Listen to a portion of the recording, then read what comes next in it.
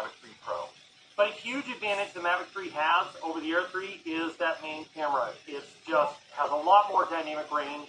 It just has a much nicer image quality to it.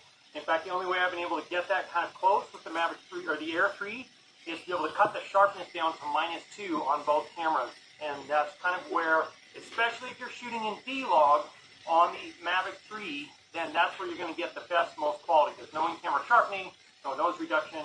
You get this absolutely beautiful imagery to work with. But the biggest advantage that the Mavic 3 has over the Air 3 is the variable aperture.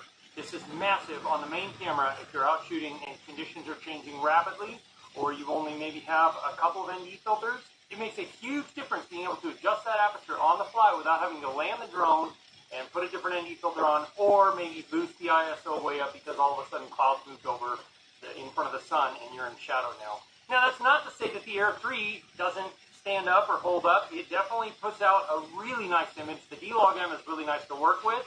You can get it to a lot of places. Because it's 10-bit, you can color grade it pretty heavily, and it doesn't quite fall apart as early as just a normal color profile or an 8-bit color profile would, for sure.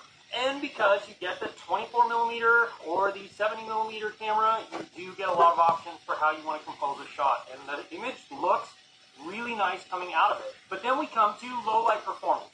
Both of these drones really do amazingly well in low light. And I recently had a work trip to Las Vegas where we actually had low light, so I was able to shoot some there. And I shot as close as I could to the same thing with both of these drones in night mode. You can see here the quality of both of them, very good. Produces some great imagery in some pretty dang dark environments. But there is a difference here that I noticed. 3 only has night mode on the main camera. You don't